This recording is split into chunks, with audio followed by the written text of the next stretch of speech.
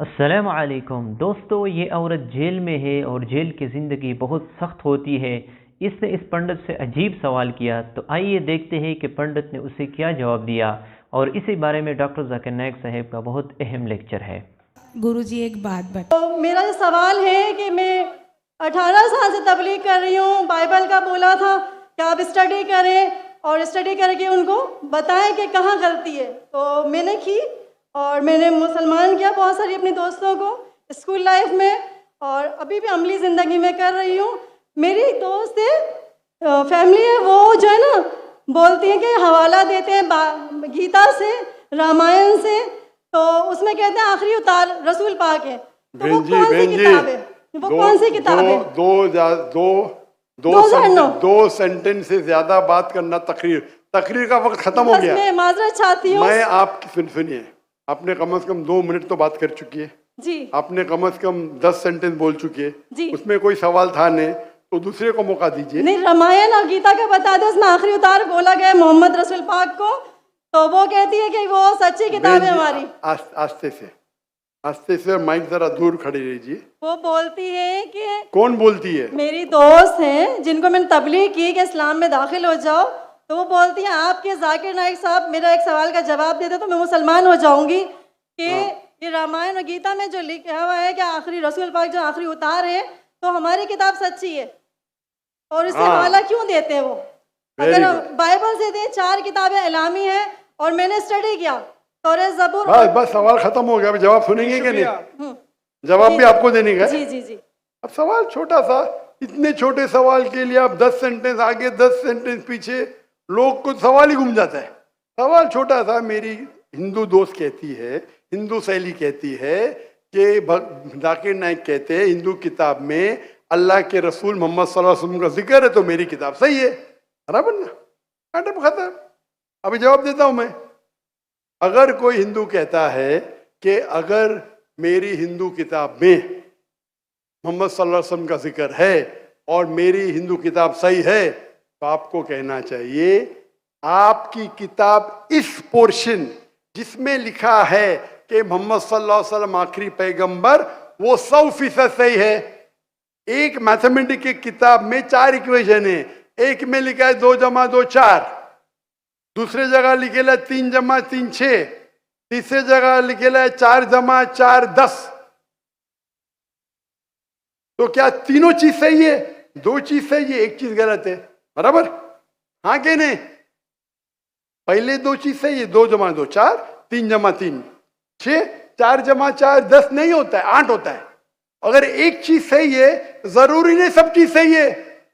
उनको बोलिए जो चीज सही है हमको चेक करना पड़ेगा। कुरान की मानी है फुरकान, क्राइटेरिया टू जज राइट फ्रॉम रॉन्ग। कुरान से जो मिलता है हम उसे मानते, कुरान से जो नहीं मिलता है नहीं मानते। आपके भगवत गीता, आपके वेदा में लिखा है आखिरी पैगंबर मोहम्मद सल्लल्लाहु अलैहि वसल्लम में बिल्कुल सही है, बिल्कुल सही है। लेकिन आपकी किताब में गलत चीज भी लिखी हुई है। आपके किताब में जो लिखा है बुत परस्ती गलत है, वो सही है। आपके किताब में लिखा है कि शराब पियो, वो गलत है। तो एक चीज सही होने का मतलब नहीं पूरी किताब सही है।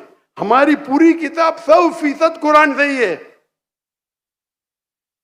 आपकी किताब में मिक्सचर है, सही भी गलत।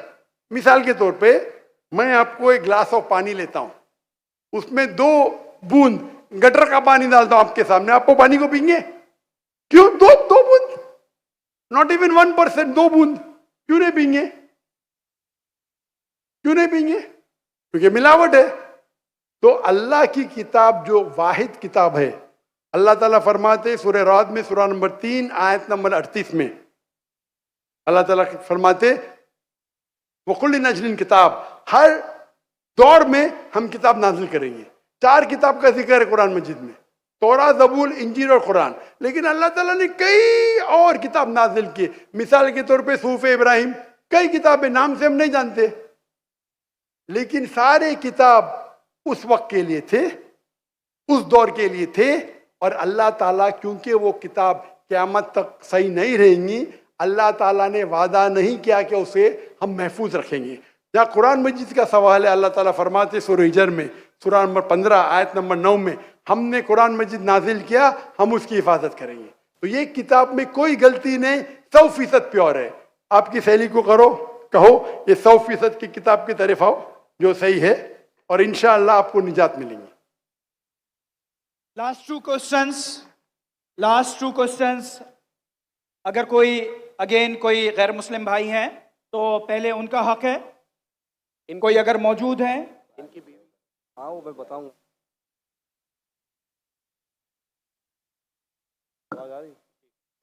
सर ये मेरा सवाल है कि अपना नाम बताइए, अपना प्रोफेशन बताइए।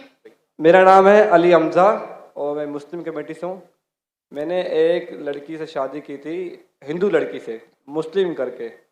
अलबत्ता उससे एक मेरी बेटी पैदा हुई, तो अब वो मुझसे डिवोर्स मांगती हैं और वो बच्ची भी मांगती हैं, और वो कहती हैं कि इस बेटी को मैं साथ ले जाऊंगी और अपने मज़हब में कन्वर्ट दोबारा होना चाहती हूँ। अगर मैं बच्ची दे देता हूँ और वो अपने मज़हब में कन्वर्ट हो जाती है तो क्या मुझे गुनाह मिलेगा या नहीं मिलेगा? मतलब यही सवाल है। भाई साहब ने पूछा कि मैंने एक हिंदू लड़की से शादी की, फिर कहा कि शादी करने के पहले कन्वर्ट कर लिया। ये कहा एक बच्ची पैदा हो गया, अभी डिवोर्स चाहती है 1 साल बाद, और वो मेरी बच्ची को लेके आना चाहती, तो मैं क्या इसकी जिम्मेदारी मेरी है?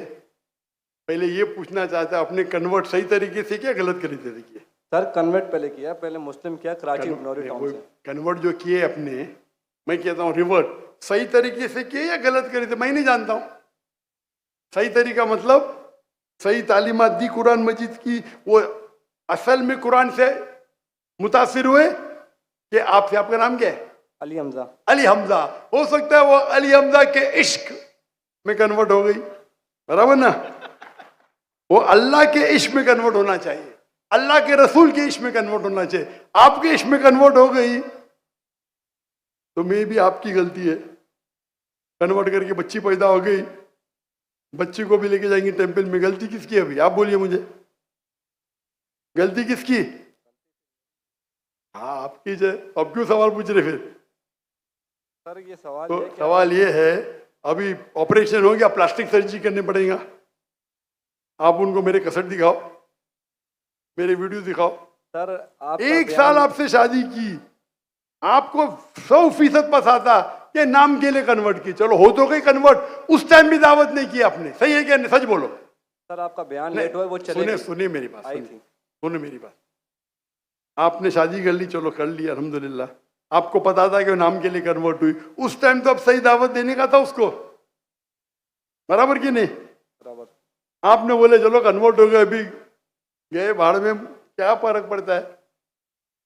यानी आपने सूरे अल असर के 3रे पार्ट को वतवासौ बिल हक पे अमल नहीं किया, बराबर? बराबर। जन्नत में जाने के लिए वतवासौ बिल हक भी जरूरी है, अपने खुद के बीवी के साथ नहीं करा तो अल्लाह से पहले माफी मांगनी पड़ेगी। अभी प्लास्टिक सर्जरी करो, आप समझे ना? अगर आपकी बीवी डिवोर्स लेती है, मुझे पता नहीं पाकिस्तान में शरिया कोर्ट है क्या नहीं, लेकिन अगर शरिया के हिसाब से आपकी बीवी इस्लाम छोड़ नहीं सकती, अगर छोड़ती है तो आपके बेटी को नहीं लेके जा सकती। अगर वो मुस्लिम होती थी तो काजी फैसला करेगा बच्ची की उम्र क्या है, किसके हक में जाएंगे, लेकिन कोई भी काजी इस्लामिक कोर्ट में एक मुस्लिम लड़की को गैर मुस्लिम मर्द या औरत के पास नहीं भेज सकता। लेकिन सर कोर्ट तो उसके हक में फैसला कर रहा ना। हाँ कोर्ट, पाकिस्तान का कोर्ट, पाकिस्तान का कोर्ट। मैं समझा पाकिस्तान तो शरीयत को फॉलो करती है। नहीं मैं समझा, ऐसा नहीं। नहीं मैं समझा। मलेशिया में माशाल्लाह, मलेशिया बहुत से केसेस होते, अगर कोई मुस्लिम बोला मुझे गैर मुस्लिम बनने का, नॉट अलाउड, अलाउड ही नहीं है। क्या बोलेंगे? आपको काउंसलिंग की जरूरत है। काउंसलर, आपने एक बार तय कर दिया मुसलमान हूं अपनी मर्जी से तय कर दिया कि बोले मुझे गैर मुस्लिम बनने का, कैसा बन सकते भाई? काउंसलिंग, 6 महीना काउंसलिंग, फिर से आएगा, फिर से काउंसलिंग। आप समझ रहे? जी सर। मलेशिया, इसीलिए मैंने मलेशिया चुना, समझे अपना? आप कह रहे का इधर वो हिंदू मुस्लिम बन गए, मुस्लिम से फिर से हिंदू बन गए, और कोर्ट ने फैसला दिया कि तो Republic Islamic Republic of Pakistan कैसा हुआ फिर ये? माफ करना, माफ करना, मैं मेहमान हूं गवर्नमेंट का। अगर मेहमान हूं तो हिदायत तो देना चाहिए ना। फिर तो अल्लाह ताला बोलेंगे मेहमान बना दिया लेकिन हिदायत नहीं दी। कुछ हिदायत होती है अकेला देना, जो मैं मिल चुका हूं माशाअल्लाह, अकेला दे चुका हूं, अकेले में बेस्ट है। पब्लिक में सवाल है, बोलना ही पड़ेगा। इस्लामिक अगर है, नाम का है तो छोड़ो, काम का है तो इस्लाम के अंदर इजाजत है ही नहीं। इस्लाम में मुस्लिम बन गए, अपने मर्जी से बने। अपने बंदूक तो नहीं रखा ना उसके सिर पे, बंदूक रखा तो फिर कैंसिल हो सकता है। लाइक मलेशिया में साबित कर दिया कि जबरदस्ती किए तो वापिस बन सकते हैं। बंदूक तो नहीं रखा ना? नहीं सर, बिल्कुल ना, तो खलास। तो आपको जरा करने पड़ेगा। यहाँ के मलेशिया में there is a federal court and Islamic court माशाल्लाह। और मलेशिया में मुसलमान की तादाद सिर्फ 63%, 63%, लेकिन माशाअल्लाह वोट बैंक है इस्लाम। तो जब मुझे 15 ममालिक से दावत आए आके यहाँ रहो, यहाँ रहो, वहाँ रहो, तब तहकी करूंगा ना मैं, बराबर की नहीं। टंकी की चोट पे मेरे लिए खड़े रहते माशाअल्लाह। 4 साल में 5 प्राइम मिनिस्टर माशाअल्लाह। तो अगर इस्लामिक शरिया है तो शरीयतन अगर एक औरत जो मुस्लिम है गैर मुस्लिम बनती है तो इजाजत है कि नहीं, वो अलग बात है। बच्चे को तो लेके नहीं जा सकती, समझे आप ना। यहाँ कुछ होंगे ना हायर कोर्ट, आपके लॉयर शायद स्ट्रांग नहीं होंगे। एक अच्छा इस्लामिक लॉयर करो, मैं भी लॉयर हूँ, मैं इस्लाम का लॉयर हूँ, समझे ना। मैंने मलेशिया में जो मेरे खिलाफ वहां के मिनिस्टर लोग ने मेरे खिलाफ बात की, टेररिस्ट कहा मुझे, मैंने कोर्ट में लेके गया उनको। 1.52 मिलियन रिंगिट यानी $320,000 मिले मुझे। अदल मिनिस्टर, मैं तो आम इंसान हूं, समझे ना। मैंने सू कर दिया उनको, कैसा मुझे मेरे खिलाफ बात कर रहे हैं आप, डिफेमेशन केस। अल्हम्दुलिल्लाह आप भी अच्छे लॉयर करो। मैं तो, मेरे लॉयर अच्छे थे लेकिन मैं खुद, मेरी माशाअल्लाह कोर्ट के अंदर में खुद मेरे लॉयर बोलते माशाअल्लाह आपने क्या बात की, हमको तो बात करने की जरूरत ही नहीं पड़ी। पहली बार कोर्ट में मैंने बात किया, कमाई मिली $320,000।